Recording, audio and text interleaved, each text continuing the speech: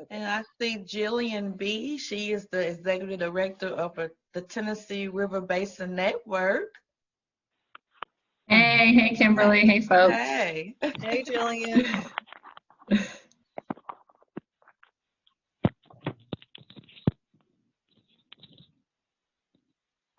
And look at Doug Noonan coming, Crystal. When's the last time we saw Doug?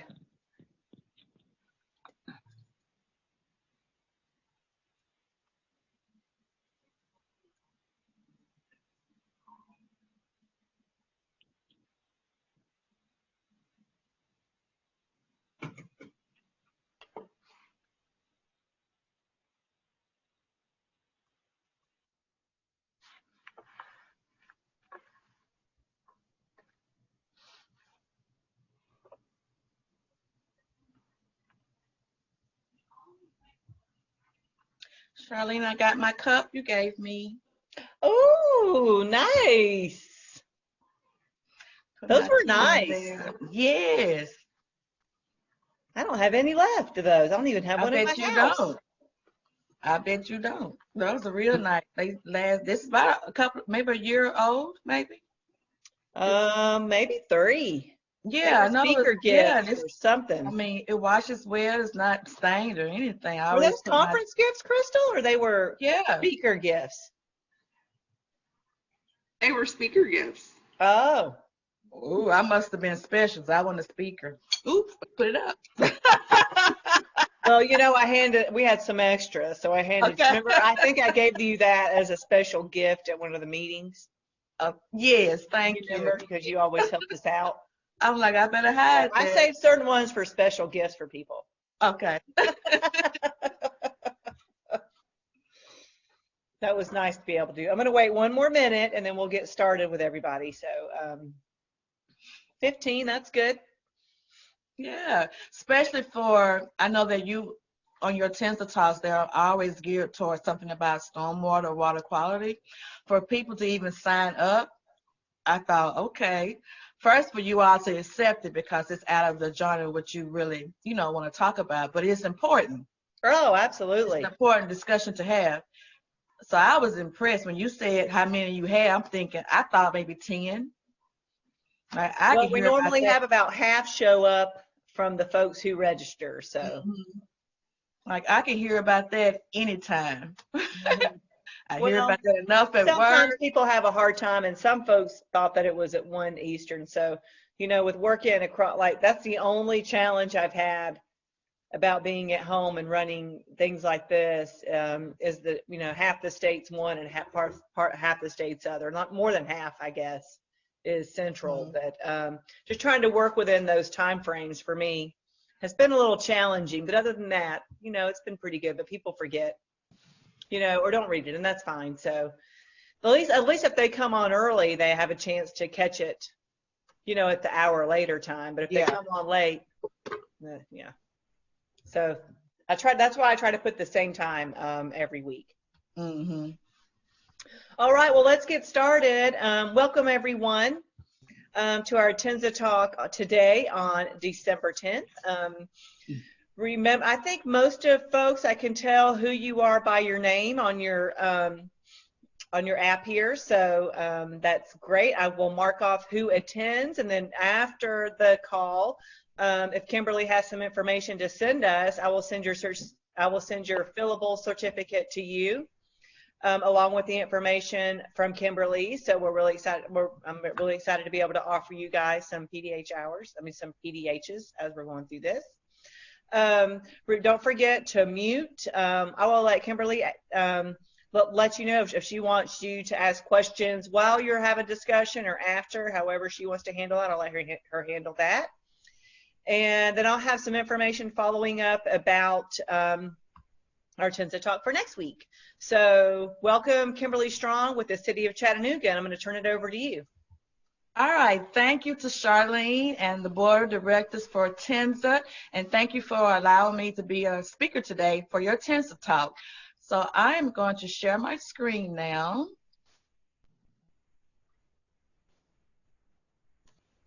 And we can get started. Let me move this over so I can see a little better.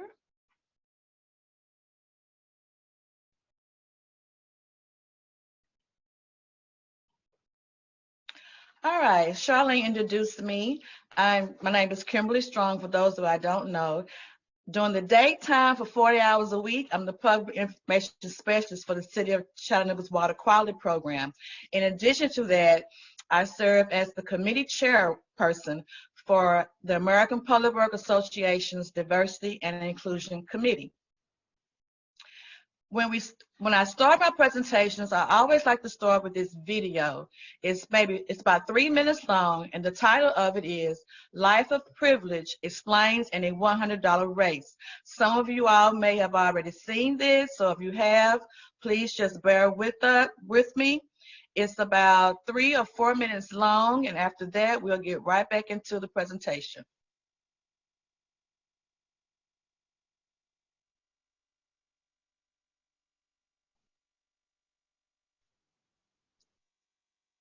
It quit share. Okay, is it coming on? I was going to say it quit sharing. It sure did. Can you pull it up in YouTube and try to share it that way? I had a problem with sharing my video the other day with our region meetings for some reason.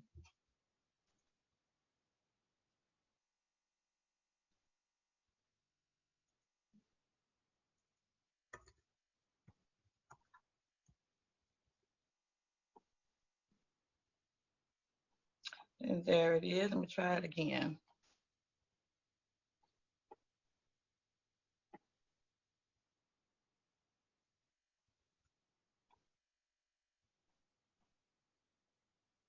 Sorry about that, you guys. Okay.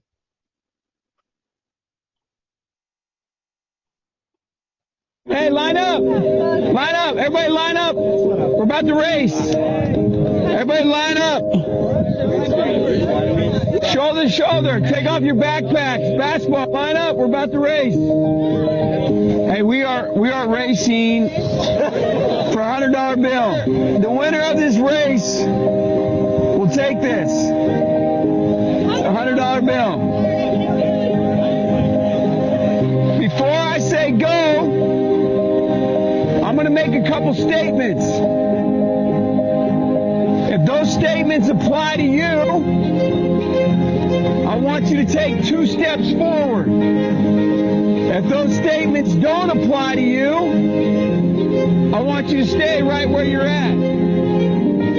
Take 2 steps forward if both of your parents are still married.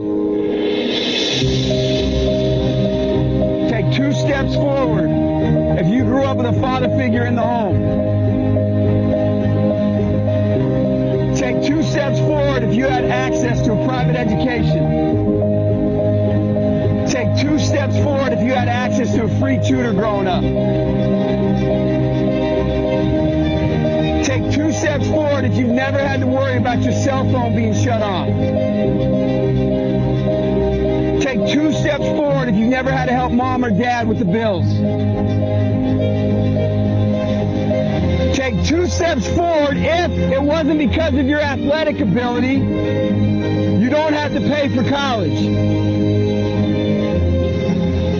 Take 2 steps forward if you never wondered where your next meal was going to come from. I want you guys up here in the front just to turn around and look. Every statement I've made has nothing to do with anything any of you have done. Has nothing to do with decisions you've made. Everything I have said has nothing to do with what you've done. We all know these people up here have a better opportunity to win this $100. Does that mean these people back here can't race? No. We would be foolish to not realize we've been given more opportunity. We don't want to recognize that we've been given a head start. But the reality is we have. Now, there's no excuse. They still got to run their race. You still got to run your race. But whoever wins this $100, I think it'd be extremely foolish of you not to utilize that and learn more about somebody else's story. Because the reality is, if this was a fair race, and everybody who's back on that line, I guarantee you some of these black dudes would smoke all of you. And it's only because you have this big of a head start that you're possibly going to win this race called life. That is a picture of life, ladies and gentlemen. Nothing you've done has put you in the lead that you're in right now. When I say go, on your mark, get set, go!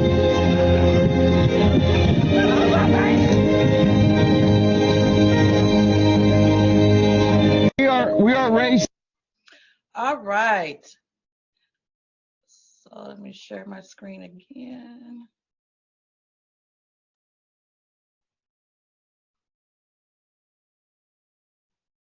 All right, the purpose of that video was just to show you guys to look at it through other people's lenses.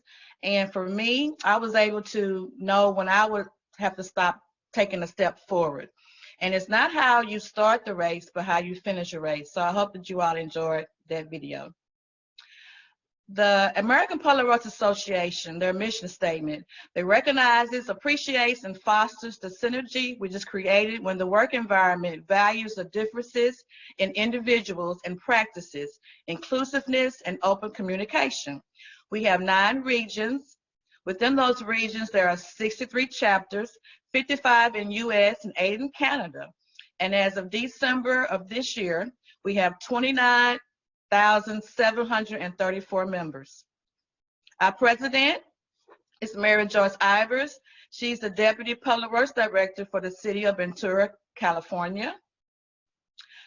Our committee's mission statement, we all got mission statements, so our committee's mission statement, we are to foster the inclusion, participation, and equitable treatment of APWA members without regard to gender or gender identity, race, national origin, religion, age, sexual orientation, physical ability, political affiliation or family, marital or economic status, to provide resources to public works professionals to further increase awareness of and advancing diversity and inclusion in the workplace. Our board has a mission statement, and their mission statement as far as diversity is, the board of directors of the American Public Works Association embraces inclusiveness within the APWA membership and will continually work to strengthen the diversity of its leadership by utilizing the vast contributions of the association's diverse membership. And if you can see there, it was revised November of 2015, so it's definitely due a revision. So the question is, why should we embrace diversity and inclusion? I have a little exercise. You don't have to do anything. I want you to envision in your mind that you're walking in a park. And as you're walking, you stumble upon a person. And this person has a bike cutter, and they are trying to cut the chain off of their bike cutter. So again, you're walking in the park, and you stumble on this person. And this person is trying to cut off a bike chain with a bike cutter. The question is, would you think that this person is the thief or the owner? Would you think that he was the thief or the owner of the bike? Do you think he's the thief or the owner of the bike? Would she be the owner of the bike or the thief? Would he be the owner of the bike or a thief? Would she be the owner of the bike or the thief? Would she be the owner of the bike or a thief? Would she be the thief or the owner of the bike? Would he be the owner of the bike or the thief? Is this the owner of the bike or is it the thief? Would she be the thief or the owner of the bike? Would he be the owner of the bike or the thief? would she be the thief or the owner of the bike? And lastly, would you think he was the thief or the owner of the bike? I really enjoyed that exercise. I did it within a social equity class I took for 6 weeks, and it just let you know of how we prejudge people on how they look. So I thought that was kind of something exciting for us to do with this TNSA talk. So embracing diversity and inclusion, it increases creativity, productivity, camaraderie, communication, synergy. It gets your best and brightest employee pool, and it increases volunteer recruitment. And these are some of the key objectives that our committee is facing on this year. We are to promote diversity and inclusion by having several training and events. We are an advocate for equity and inclusion of underrepresented groups.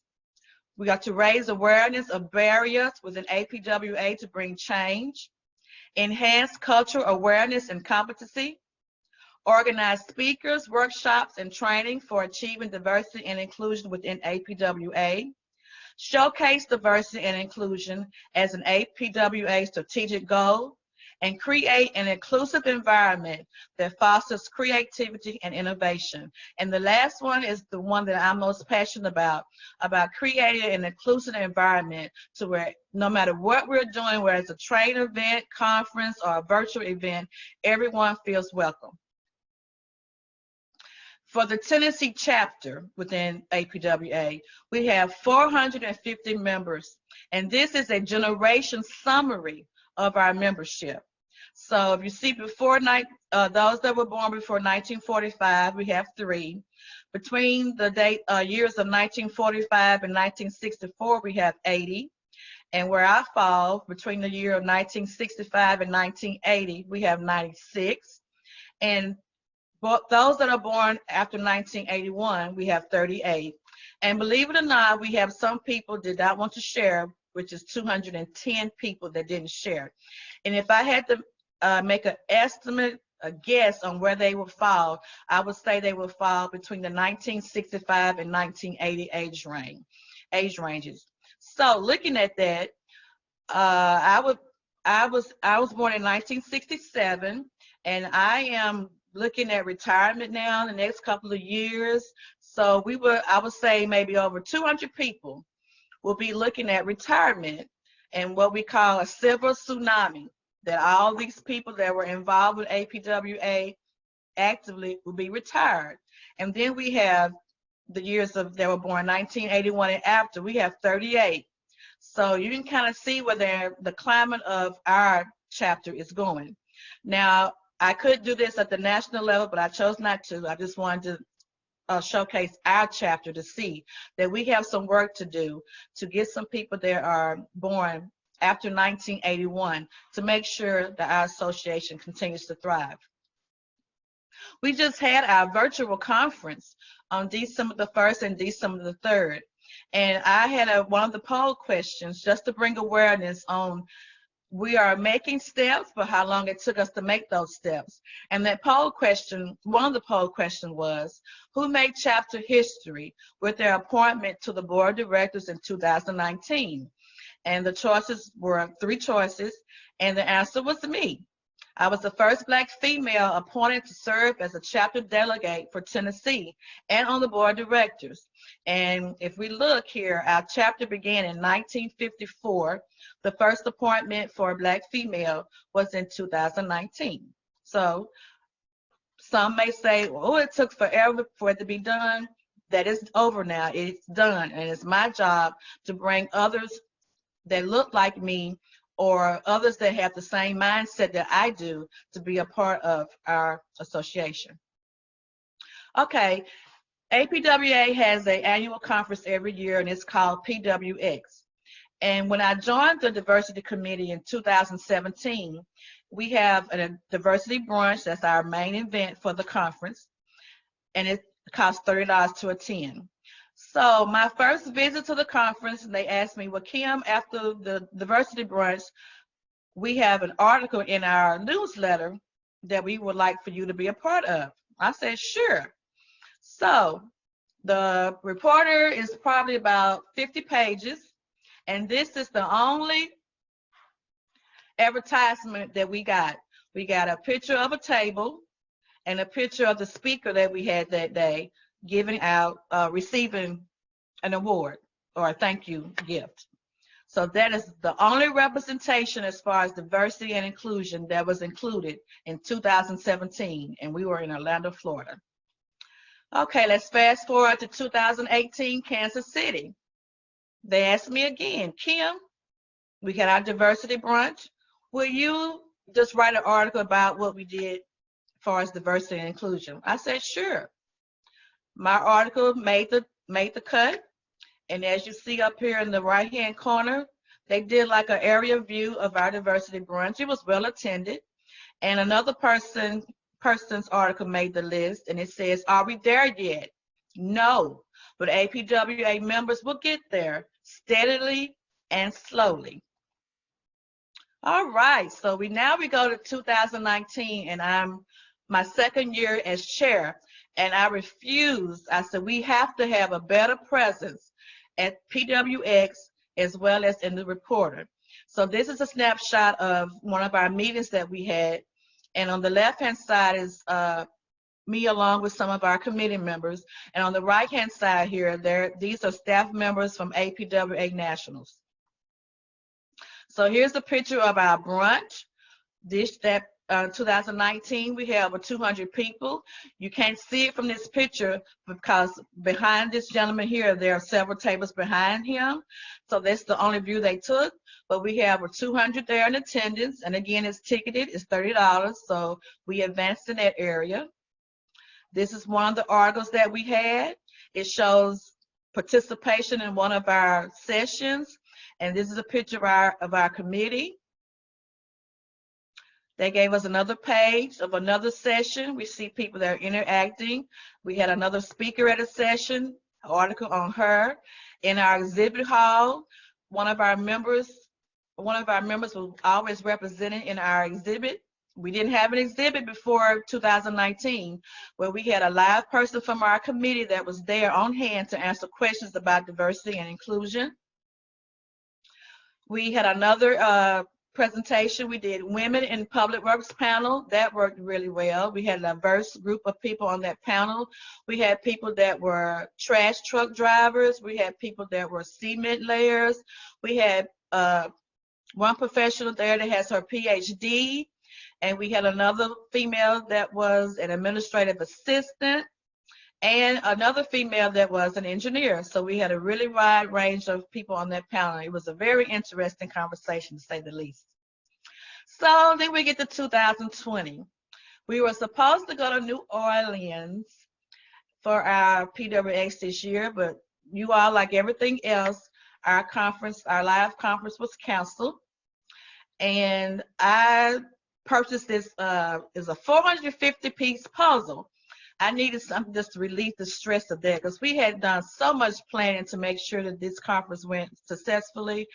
And I put this puzzle together in 4 days, and I was so proud of myself. So I said, let's put a picture in there. That was my stress reliever to get through not being able to go to New Orleans. So as a result of not being live in New Orleans, we did a PWX at home, which we had educational sessions as well as an exhibit hall and several networking events. But it wasn't the same as being live, but we still had an excellent time. This is a snapshot of our National Committee members. From Region 3, I have myself and Danielle, she's from Virginia. We have Mark from Ohio, Beverly, she's from Minnesota. We have Paula from Missouri, Casey from Arizona, Joy from Nevada, Teddy from California. Our board liaison is from California as well. And we have our staff liaison from our Washington, D.C. office.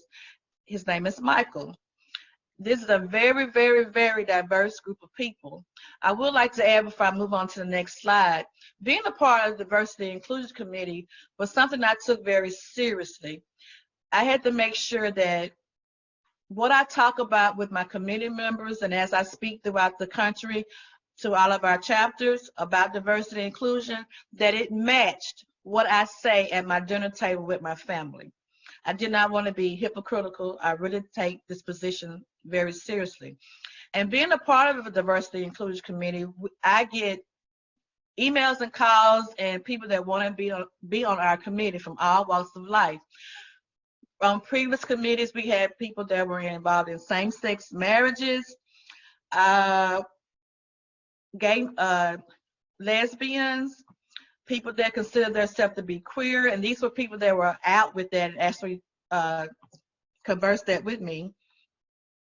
My last person that I had that caught me off guard was a situation I was not used to on a previous committee. They were a married couple. The female was a member of the committee, and at one committee session that we had out of town, I didn't recognize her. And the reason I didn't recognize her because she was a cross-dresser. She dressed as a male. Again, she was married, and it took me just totally off guard. I didn't recognize her at all. So I've been exposed to dealing with and just being able to interact with people, again, of all walks of life, all sexual orientation and religions. And it's made me a much better chairperson. Some of our members have received national awards, which is a big thing to do when you have over 30,000 members and everybody's vying to win an award. And 2 of our members won awards this year. Joy, she was for her outstanding chapter achievement, and Paula for her diversity and exceptional performance award. So we are very proud of her. At the start of our committee this year, since we have much more diverse group that I've dealt with in the past, and everybody had their idea on what they felt like we as a committee should do. I bet you we had over 50 ideas. So looking at that, I said, okay, everybody write down what you would like to see the committee do for this term. And they did. And I asked them, out of this number, please choose your top 3. And those would be the 3 things that we will work on. Because I find that if I had went through over 20 of those, we would never achieve anything. Everybody would be just grasping, trying to work on this one, work on this one. We only have 8 members. So I said, let's just narrow it down to 3. And if we complete one of those 3, we'll move on to something else on the list. So the 3 focus areas that won was we are going to increase our exposure with membership in our public works community. A lot of times, and I know you guys are familiar with this too, people get on committees and that's all you hear about it, that there's a committee. You don't hear anything else about them, don't know who they are, where they represent. So this year I've assigned each of them to a region, and that region is not in the area that they live, so that our chapters will have a point of contact they can contact, opposed to emailing, texting, and calling me all the time. They will have a point of contact in that region to call to get information from. Our next focus area is integrating our diverse team, gender, race, and age into various committees and boards, and taking the appropriate steps to achieve this goal. And lastly, provide our APWA board and leadership diversity training so that they can better understand gaps and issues. Board members and leadership will receive invitations to attend our committee meetings. And we have started that already. We had our executive director, he attended one of our meetings, as well as our president. It's very important in order to make change within an organization. I think, this is my personal opinion, it needs to start with leadership first. Because if just the members are cackling around trying to make things happen and leadership isn't changing, it's just a waste of time. And that's my opinion. All right, so every year at PWX, we have this fabulous stage show. And a part of that stage show is the introduction of our board of directors. So in 2016, this is a picture of our board of directors. And again, if you remember our board of directors mission statement, to increase and have a diverse membership on the board. So this is a picture of our board in 2016 and 17 term. Our next PWX 2017 and 18 term, here's a picture of the board that was chosen and elected.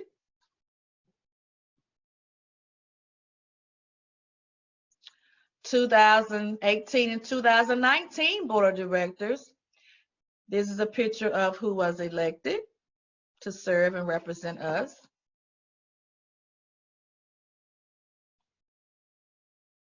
And here we go with this year's, the 2020 and 2021 Board of Directors. Every year, after this presentation is done, and we're all sitting there and looking at the big screen, I can't tell you how many times the people will come up to me in the hallway or either send me an email or a text message, letters, or what have you. I will not be participating in APWA any further. I never see anyone that looks like me at the level of Board of Directors. And this is an area, again, that our committee this year that we are focusing on, to make sure that the board is aware of the issues and gaps that we hear from our public works community, not just what they hear amongst each other. A lot of the members wrote in a survey that they feel like APWA is a organization full of good old boys with engineering degrees, and that really isn't true, but looking at the pictures, that's what you would think.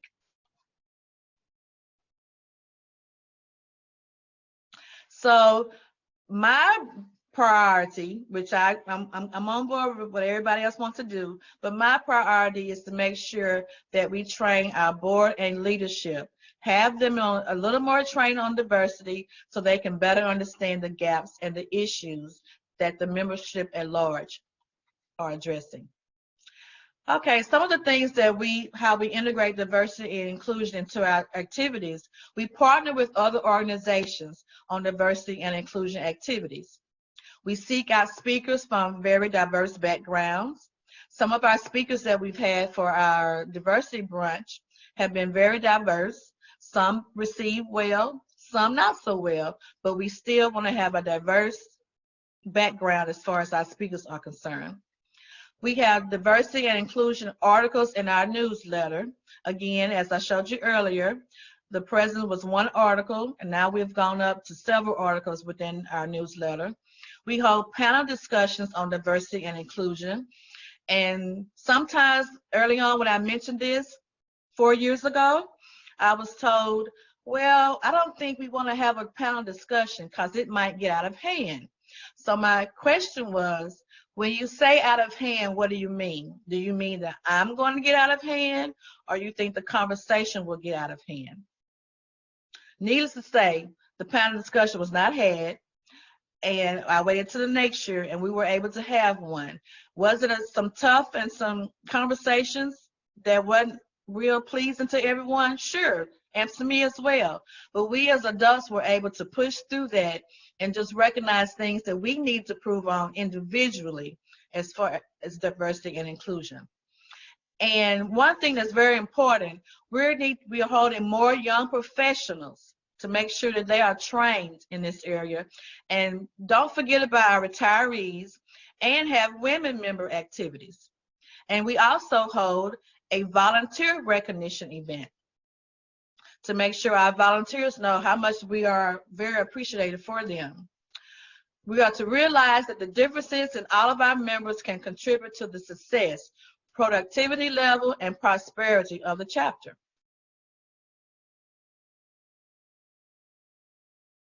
Okay, I'm back to this slide again. So, looking at our board of directors from 2016 to 2021, I have had some discussions with some of the board members. We are very diverse every year. They would say because they see several females, which I remember when I joined APWA in 1999, I don't remember having seeing a female on the board. So now we have a female president, which is fabulous. But as far as if somebody is looking for the presence that looks like me, and I'm speaking of me and Kimberly, I don't see it there. So is it my position to just complain and talk about what I don't see, or try to make change? And that is what we are doing on our committee, is making change. Again, create a diversity and inclusion committee, and this can be done if you have a membership of 300 people, 50 people, 40,000 people. Reach out to all your members to determine their interest and involvement. And Charlene with TNSA does a fabulous job with that. She constantly sends out emails to the members, letting everybody know what's going on, their opportunities, just to see what your interest and involvement is. And embrace your new members. When we were having live meetings, when you have new members, ask them to stand. Assign people to sit with them and greet them and welcome them. Have a new member orientation. Sometimes you find, which I have found, that people will join an organization and have no clue of what they are joining. What I call them sometimes are resume builders. They just want to build a resume and just sit on a committee by name only. But once you have that new member orientation, people will get a feel of how they can place in the organization and be of some value. List your new members in your newsletter and website. And TNSA does a fabulous job with that. I remember when Chattanooga joined, we had a highlight in the TNSA magazine. Everybody was feeling real special, so that's a fabulous job you do in that area. And submit your deserving members for awards, which TNSA does a fabulous job with that. I want to say it was a couple of weeks ago, you all had your celebration, your annual conference and celebration, and your award ceremony. So those are things to do just to enhance diversity and inclusion. All right. Part of our responsibility within APWA, our committee, we have to submit articles. We have some members that don't like writing articles. We have some that do. And in 2017, I have been doing 2-year research on diversity and inclusion with restroom accommodations. So if you all remember, back in the day, as they say, all we had was men and women and then handicap accessible. Now we have all gender restrooms and gender neutral restrooms. And the topic of the start of my article said, would you feel comfortable using a gender neutral restroom if it was the only choice available at the venue you were visiting at the time? My first response was no. Below is why I changed my answer to yes. That article was rejected. My first initial reaction to the rejection was, why?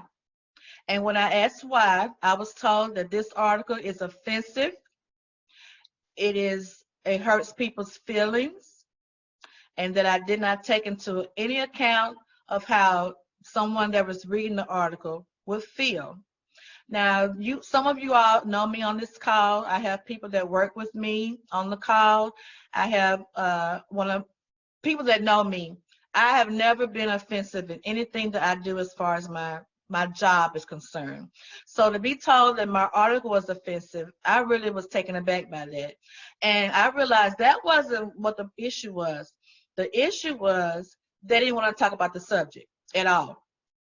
So a lot of our articles within the Reporter, they come from engineers, PhDs, what have you. I was speaking about, my articles generally are from the street level as far as what people are saying at the operational level within public works. So this took me about 2 or 3 weeks to get over my article being rejected. I wasn't upset that it was rejected. I was upset of the reason, because they said it was offensive. But if you go into any airport now or anywhere you go, you see an all-gender restroom. And depending on how upscale the hotel is, some of them, that's all they have is all-gender restrooms. And at first, my response to that was, I would never go into one. I would just have to wait. But after being exposed to it more frequently, my answer to that changed to yes. So one of the things that our committee has been working on since 2017 when I joined is to have our own pages in the Reporter magazine. And by that I mean, so say for instance, if Crystal, I'll just pick on her, if Crystal wanted to see what we were doing within APWA with our diversity and inclusion committee, she wouldn't have to go through all those 50 pages trying to figure out where's the article from the committee. We have our own banner. So starting in this issue, We have diversity and inclusion awareness pages. It took 4 years to get that, but again, it happened. So we are very excited about that. So next, and I'm looking at the time, Charlene, these are some sample diversity and inclusion fixes that we have had to do at several conferences, and you may find that you may want to include those differences in your conferences as well. The first thing, after one conference we had in Boston, Massachusetts, I received several comments about menu selections, and this is what the menu looked like. For lunch, it had ham sandwiches, turkey sandwiches, pickle spear, plain chips, cookie, and soda. And as you see at the very bottom, let your server know if you request a vegetarian lunch.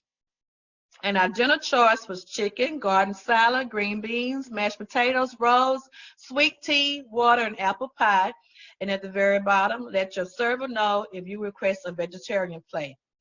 If I was a vegetarian, I would not feel that I was even considered at this conference. I would feel as if I was just, we'll give you something if you're vegetarian, but we really don't include you. After that particular incident, and I voiced my concerns to the people that were over the conference menu selections, it went to this. They added a vegetarian sandwich, gluten-free sandwich, plain chips, soda, and green tea. And for the dinner menu, it was the gluten-free chicken, vegetarian pie, a Caesar salad, unsweet tea, apple pie, and flourless brownies. Now, some of you like, ooh, that don't sound too good, but the feedback that we got from our membership, and we're talking about maybe 8,000 people show up to our annual conference yearly, they were just very impressed. They felt like they were included into our selection process. The next area that we had to work on, and I'm sure some of you have been to these type of events as well, conference sponsored socials and happy hours. How do your attendees who do not drink alcohol feel inclusive to your event? We all get our 2 complimentary drink tickets for the open bar, and they have beer, wine, and mixed drinks. And sodas and water is only offered as a mixer for alcohol drinks. Now, I'm not saying this happens all the time, but this is at one conference that we sponsored where this happened. And the members found me, I seem to stick out, I guess. Kim, I don't drink beer. I don't drink wine. I just want some water, or I just want a soda. And when we go to the bar to try to get that, oh, I can't give you that. I can only use this as mixers. So we did change that to where you can get your sodas or your water or tea and still feel like you're a part of the social hour. The next thing, which I have here locally in Chattanooga, prayer during events. If there is nowhere written within our city policy or our Tennessee policy or even the national level that we are an organization that is Christian. So we have Muslims, we have Jewish, we have Islam, Seventh-day Adventists, Jehovah's Witness, Hinduism, atheists, and Mormons. So if you came to an event and I tell you, okay, let's all bow our heads in prayer, and you are an atheist, do you feel as if I really was preparing for you to be there and I'm taking your interests at heart? No, I would not. So these are things that now we say we have a moment of silence, and you can do whatever it is that your religion that you support, that you feel that you need to. And some may say this was why just don't, if you don't pray, just don't pray. No, you want all of your members to feel very included. So again, some new chapter ideas we did. I'll just go through them real quickly. We have mentor programs for our operation and maintenance staff. We continuously have events for our younger professional members, panels again, as well as newsletters. And what can you do in your organization? Volunteer and sign up for things. Everyone doesn't want to be a speaker. Some of you all may just like to work at registration, help Charlene at the exhibit that she has, or just work behind the scenes on getting things taken care of. But be a part, register for something. In your tens of times, there's the opportunity to have an article on diversity and inclusion in your tens of times newsletter.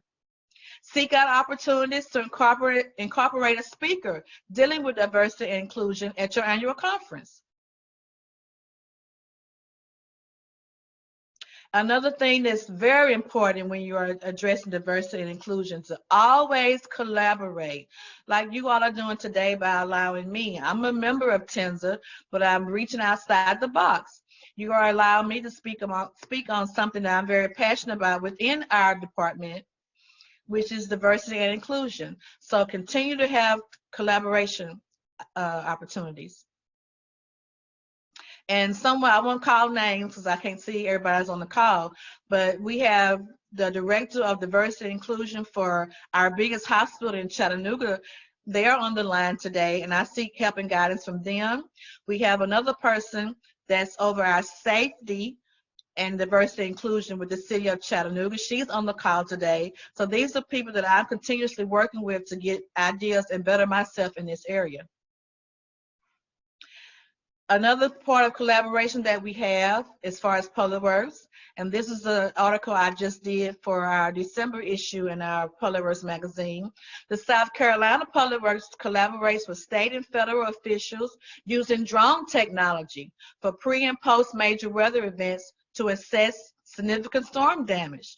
The Nevada Public Works Department, they collaborate with the police department, and they use drones to locate and assist the homeless population with evacuation efforts during weather events, and I thought that was fabulous. The North Carolina Public Works Department, they collaborate with the Department of Transportation, and they use drones to survey flooding during natural disasters. The Walmart, they use drones to deliver groceries to residents in food deserts in Salem, North Carolina. And I really thought that was a fabulous idea. My personal statement on how I embrace diversity and inclusion is when we listen and celebrate what is both common and different, we become a wiser, more inclusive, and better organization. I have found that the more that I just listen to another person's point of view and see where they are coming from, sometimes they may not change the way I think about that situation, but just being able to listen and have a conversation about it, it does help me quite a bit, and I'm sure it helps you all as well. And with APWA, our slogan for this year is One APWA, and if you all don't know, Congress has told us that Public Works, we are now considered first responders, which we are so excited about that. Thank you again for this opportunity. Continue to stay safe and healthy. This is my contact information. I will be sharing this out again when you all receive your PDHs. And it wouldn't be an event for me if I didn't do a door prize. So Charlene gave me all the members that are part of the event, part of the TNSA Talk today. I'm going to give away a $25 gift card, and you have to be present to win. So I'm going to stop sharing that screen and share the wheel, and so we can see who won.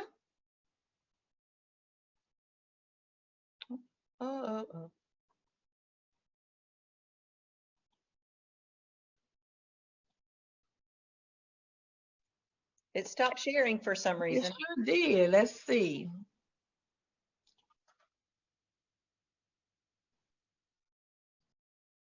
So what I'm going to do in the sake of time, wrong thing. And I did so good today with navigating.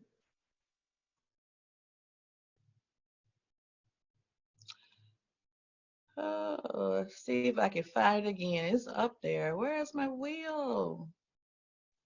But never mind. I have everybody on board, and let me just pull it up.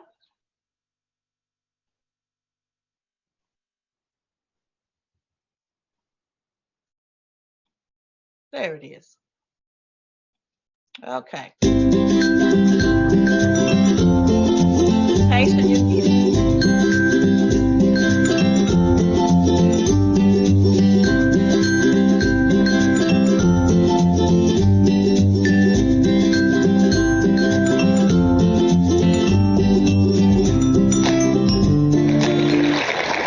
All right. Alex Thompson is on the call today. Woo! He's not here? No, I'm here. Okay, Alex, you are the winner of the $25 gift card. Since I have your name and I have your email, I will get that $25 gift card to you on today. Yay, thank you so much. Right. Okay, that is, let me go back. That was so cool. Yeah, woo! I like the wheel. Thank you.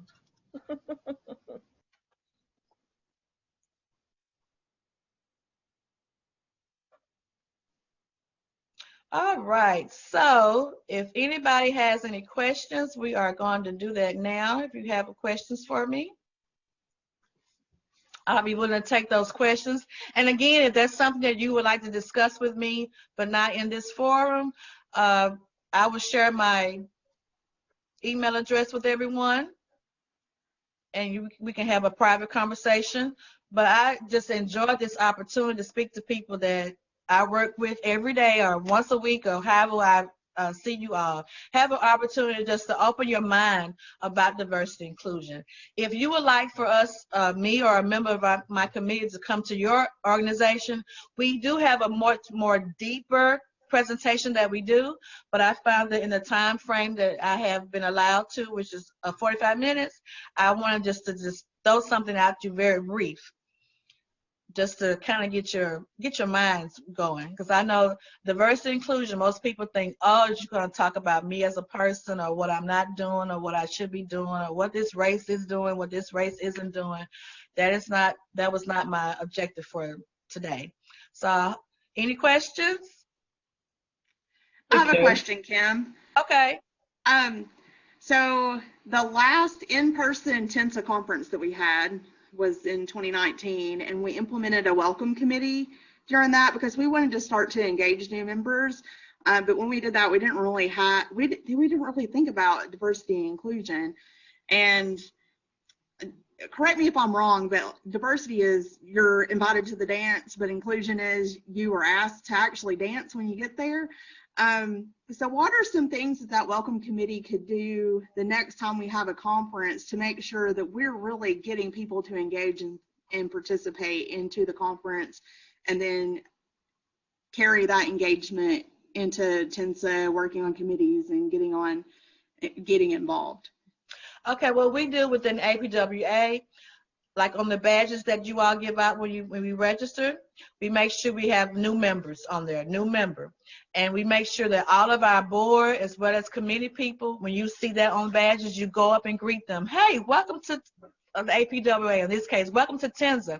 And then have a new member event where it's just new members. I mean, I'm sure some of the seasoned members will join in, but a new member event, whether that's a social or just something or educational session, there's something that's geared just for new members, and have a general, like a presentation on things that you offer that people can participate in. And you will find when they're just close amongst each other, they will have ideas and want to be a part of everything that you're presenting. Now, sometimes people just don't. They just want to just attend and that's it. But most of the time when people are acknowledged by showing on their badges or having some type of event or greeted, and make sure that your members know to greet them when they see the new member symbol or whatever you want to have, they will tend to be better participants within your organization. That has been my experience. Okay, so do you think it would be a good idea to consider on the conference registration listing if this is your first conference to attend for TNSA? Yes.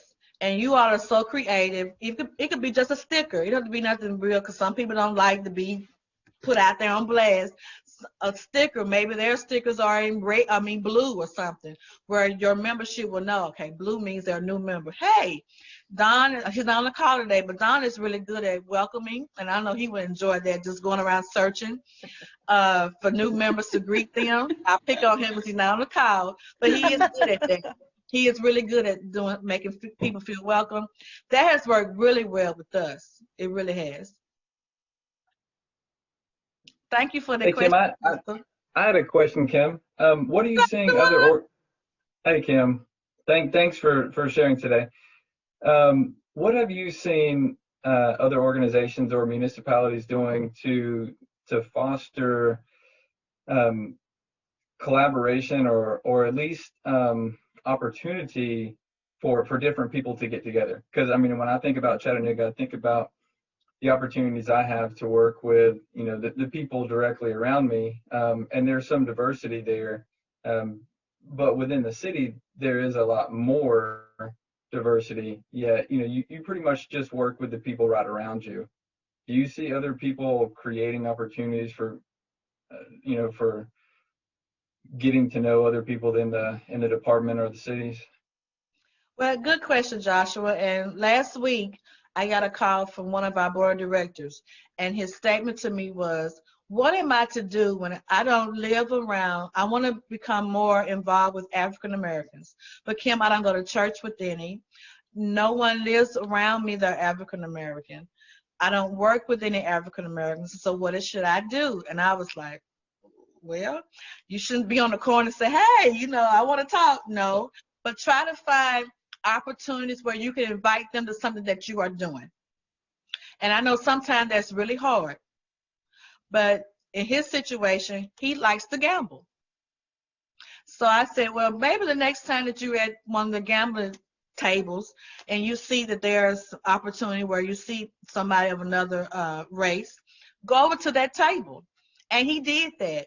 And he said they welcomed him. Now, I'm not saying this is the all-big-all that's going to go for everything, but sometimes place yourself in situations. I myself get criticized a lot from members of my racial community, the African Americans. Why are you the only black person? Why you do this? And I couldn't be the only black person, but it's my job, being the only black person in some events, to bring somebody else that look like me to see if they want to be a part. Sometimes people just don't want to be a part. I happen to enjoy this, and people that I bring on board, as you know, Joshua, I try to bring up people to be a part of APWA. Some say no, some say yes. But with the city, I've found that outside of our comfort zone, sometimes it's real hard. You are really good at making sure you have a diverse staff that you manage, and you do a great job in making sure that all of them feel very welcome. And I look at everything and I see a lot. And that's why I make that statement. I can make it with 100% clarity that I'm correct, that you have a diverse staff, and you make sure that everybody feels welcome. But again, just seek out opportunities where you can invite others that typically wouldn't be a part of your event. You are a runner, a really good one, from all the awards I see on your desk. I'm sure you run into diverse people all the time, and you don't meet strangers. You are very welcoming. But some people do have a problem. They just don't want to mix, and that's fine. That is fine. It has its place. But in order to grow, you need to be able to open your arms up and be around a person. If it means that, like at one of the TNSA, when Chris was asking the question, at a luncheon, make sure that at one of your events, I don't sit with Crystal and Charlene. I sit with Alex. I haven't met Alex before. I sit with her and we get to know each other. Making sure that you foster those opportunities where people can network with one another without making it as obvious as it is. Thanks. Thanks, Joshua. All right, Charlene, I want to be invited back one day, so I know I am at my time limit. And thanks again. A lot of people just really shy away from diversity and inclusion because sometimes they feel like people touch on their toes, or it gets just far left. But this has been a fabulous talk that we've had today. I can tell by the questions that were being asked. Thank you Thanks so again. much. I actually took pictures of some of your screens and some ideas and different things because, you know, you were talking about the food. I really think that we try at the TNSA conference to accommodate folks. It's hard to do as an event planner, and it's frustrating, but And expensive. it is. And I can't imagine with 8,000 people. That just made me a little sick thinking about planning a conference for that many people. Yeah, we had one lady, I don't think that she wasn't on a diet, but she couldn't eat really nothing. So I went out, not knowing where I was, I went out and found her something just to calm that noise, because you got one person started to chat, they ain't have anything for me to eat. Next thing you know, it's spreading. So we shut her down. But we have found that it's more expensive. But again, everybody feels welcome and included by your efforts. Yeah, and that's important because they're paying to attend the conference like everyone else. So Right. I think we're trying to get better about that as well. But I really do appreciate all of the ideas and different things, because I think we try to think about some things, and we tried a welcoming committee last year for a conference. I just think that I don't think that we did it in the right way or actually explain to folks what we were actually looking for. So we can do that in the future, because we would like to recognize people who've never been. But I know people who, when they attend, but not everybody knows each other, you know. So I think we need to get that, you know, make sure they know they're welcome and introduce them to different people. I'm going to share my screen really quick and just show you guys what we have coming up for the next TNSA talk. I know people are getting off, so I just want to show you guys this real quick. And sorry, this thing pops up here for a minute and I can't get off it until it moves. I don't know if you guys just do that. We see it. The next TNSA talk is next Thursday with Aaron Rogge. If you attended his last TNSA talk, this is a follow-up to that. So we're excited to host him. Sign up is now available on our website at tnstormwater.org/TNSA talks. And just so you know, right now, the annual conference is ready to book your room. Everything is on the website. So go ahead and get that done before September 2nd. We're assuming that we can meet together. So we're excited about that. And we have a board meeting next week to discuss anything for 2021. I'm not sure if the first quarter we will be able to get together, but we're hoping maybe after that. I'm not sure what everyone else is feeling in their communities, but we will have discussions, and the newsletter will be out later next week once we have some updates and things going on with that. So just so you know, that's what's going on right now. Kim, I really, really appreciate you speaking today. Thank you. I'm really glad that everyone approved to have this talk today. I think it's really needed. And like you said, if there are folks, I mean, for me, I live in Maryville. I don't know if you guys have ever been to Maryville. I really wanted my kid to go to Alcoa. It was more diverse, but I couldn't find a house in Alcoa. So we live in Maryville, and I feel like my child is not exposed to diversity. Like, I wasn't a lot as a kid, but I was more than I realized, you know. So I think we need to make an effort to make sure that they understand how things are, and make sure that they understand diversity and how to incorporate that in their life and get along with people no matter what's going on in the world, you know. So that's why I really appreciate this talk. I think it's really needed, but I really appreciate you today. Thank you. Okay, Alex, I haven't forgot you. I'm going to send your gift card as soon as we get off, Alex. And so I guess we will finish things up. This has been recorded. It will be on our TNSA Talk website. So, and I'll send out all of your certificates to everyone who attended when you get with me, Kim, if anything that you would like to include. Okay. All right. Thanks, everybody. Thanks for attending, and have a good holiday season. You too. Thank you, guys. Bye.